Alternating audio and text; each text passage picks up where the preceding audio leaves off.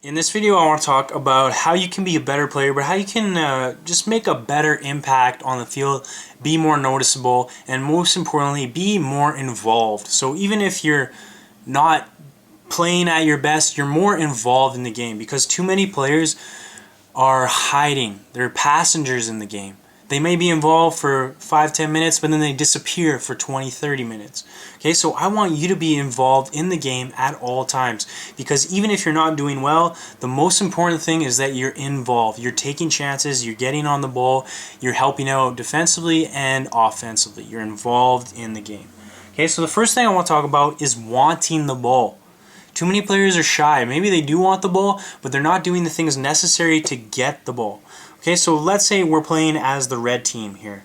Okay, so if you want the ball, first of all, you have to make runs into space. You have to always be moving. You can't expect this guy to get you the ball if you're not moving, if you're standing still. So you want the ball, you have to check out. You have to make space for yourself. You have to make runs.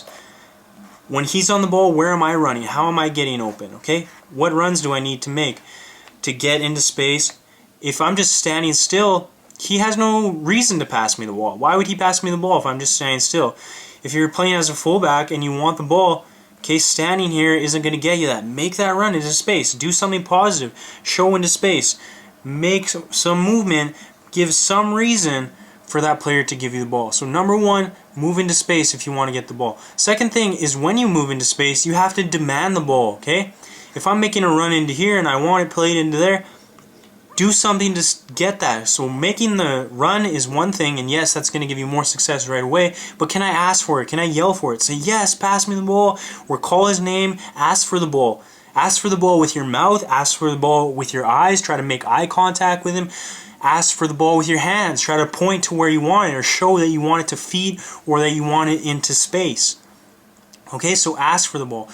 Make the run to get the ball, then ask for it with your mouth, eyes, and hands. Ask for it in any way possible. Okay? The next thing that I want to talk about before I move on to my other point is that it's very important that you keep wanting the ball even if you make mistakes. So even if you lose the ball, okay, shake it off. Make another run next time to get it back. Keep wanting the ball. Too many players, they'll get the ball and maybe they make a bad pass or they lose possession of the ball, and then for the rest of the game they don't want the ball because their teammates are going to yell at them if they make a mistake because they don't want to make any mistakes. They don't want to take any risks. You have to be willing to make mistakes, and after you make mistakes, you have to be willing to shake it off and just keep asking for the ball. Keep wanting the ball, okay? You're going to make mistakes. It's going to happen. You're not going to have a perfect game, but even if you do, keep wanting the ball. Keep asking for it.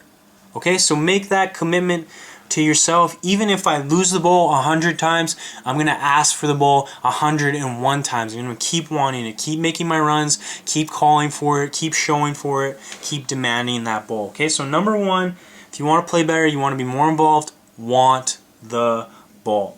Next thing I want to talk about is playing both ways. Okay, a lot of players only play one way. As an attacker, they only play offense. They lose the ball and then, okay, well, I'm an attacker, so I'm not going to defend. That's the defender's job.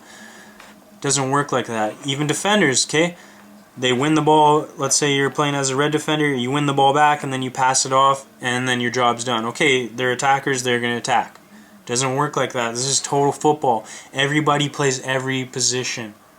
Okay, so as a defender, you need to attack. As an attacker, you need to defend. Okay, so let's say you have the ball here and you lose that ball. If you lose that ball, you should be the first person working to get that ball back, okay?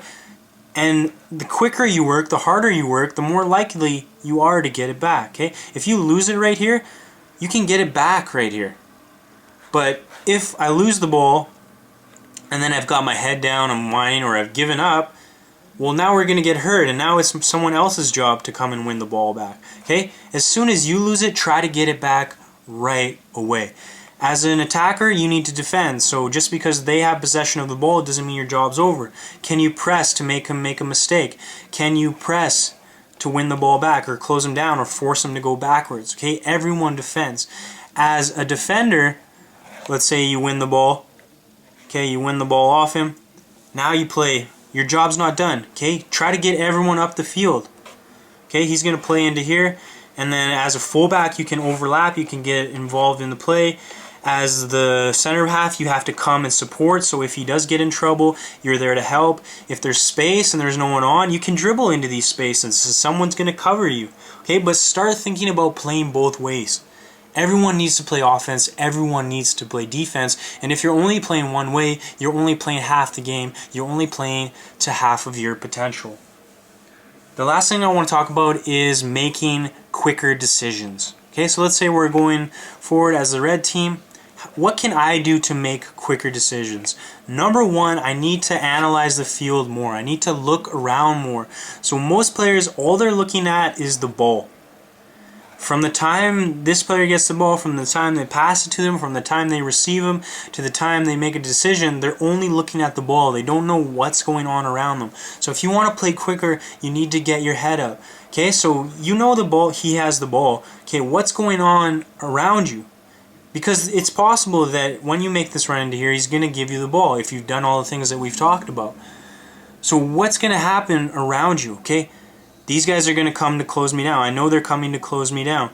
Okay, I know that I have attackers here. I know that I have an attacker here. So I'm trying to make a decision before the ball even comes to me. Because if they're defending properly, I'm going to get closed down right away. So maybe what I need to do is my first touch has to be into space so we can attack like that. Okay, but if I have my head down and I'm only looking at the ball, what's going to happen is I'm going to take a touch, and then I'm going to try to turn, and then, oh, it's too late. They've already closed me down. Okay, so number one, get your head up. Look around more. Before the ball comes to you, can you shoulder check? Can you see where the defenders are? Can you also see where your attackers are? Okay, next thing I want to talk about is your first touch. So if I'm going to try to play quickly, if my first touch is here, stop dead, and then I take a touch to turn, another touch to turn, it's too slow. You're going to get closed down, you're going to lose possession of the ball. So you want to think about your first touch going into space. Okay, so I know that these guys are coming to close me down, so I'm either going to take my first touch into here, or I'm going to take my first touch into here, and then I can play a pass into there for my teammate to run onto. But that's not possible if I stop my first touch dead at my feet. Okay, so try to think about taking your first touch into space, either direction, or even if he is closing you down, taking your first touch away from him rather than stopping dead. If you are going to stop it dead, make sure you protect that ball really well with your body, okay, with your arms, with your butt, with your whole body. Okay, the other thing you want to think about is, let's say you're playing in here.